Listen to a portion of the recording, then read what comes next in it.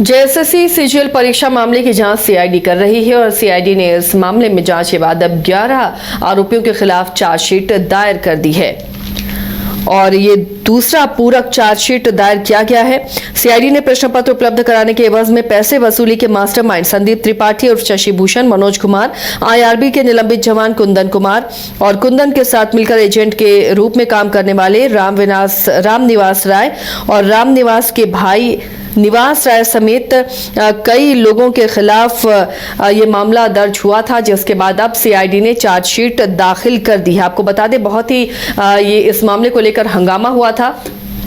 प्रश्न पत्र लीक का आरोप लगाया था अभ्यर्थियों ने। हालांकि इसे लेकर बार बार ये कहा जा रहा है कि लीक नहीं हो पाया था, लेकिन जिसने प्रश्न पत्र के एवज में पैसों की लेन देन की थी, पैसे मांगे थे, उनके खिलाफ ये कार्रवाई की गई है। हमारे सहयोगी मदन जुड़े हुए इस मामले पर अपडेट के साथ।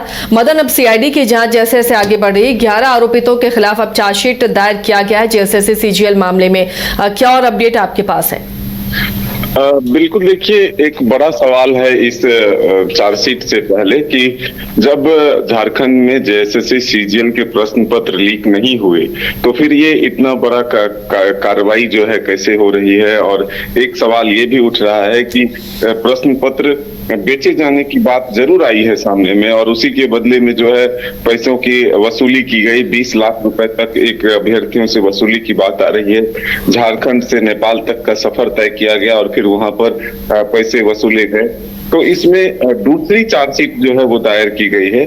3 मई को पहला चार्जशीट दायर किया गया 2 लोगों के खिलाफ और अब 11 लोगों के खिलाफ तो चार्जशीट दायर की गई है। इसमें पूरी तरह से सीआईडी ने ये कहा है कि प्रश्न पत्र बेचे जाने के मामले में अवैध तरीके से पैसे जो है वो वसूली की गए और इसको लेकर के आईआरबी जवान समेत जो इसके ब्रोकर के तौर पर इसमें जुड़े हुए लोग थे, उन पर जो है कार्रवाई की जा रही है।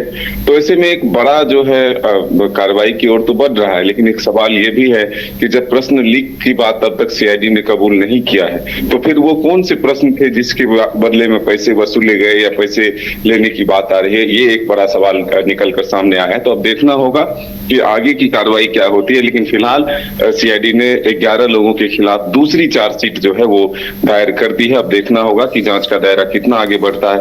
आप देख चुके हैं कि जेएसएससी सीजीएल को लेकर के लगातार छात्रों का, अभ्यर्थियों का विरोध जो है वो जारी था। लाठीचार्ज तक हुए थे, कितने छात्र घायल हुए थे, कई पर मुकदमे हुए हैं। लेकिन जो मामले छात्रों ने उजागर किए थे कि प्रश्न पत्र लीक हुए हैं, वो आरोप अब तक साबित नहीं हो पाया है कि प्रश्न पत्र लीक हुए। लेकिन प्रश्न पत्र बेचे जाने के मामले में ये कार्रवाई जो है वो आगे बढ़ते हुए दिख रहा है।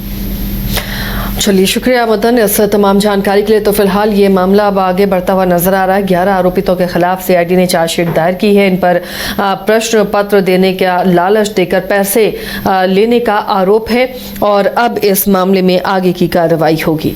अगर आप देश के किसी भी कोने में रहते हैं, अगर आप पटना आना चाहते हैं और घर जैसे रहने और खाने का आनंद लेना चाहते हैं तो एक बार जरूर आए होटल डायमंटन। संपर्क करें 9572759746, 9031859981, 0612400158 एड्रेस अपोजिट विद्या संस्कार school, Ranjan Path, Gola road, Bailey road, Patna 801503।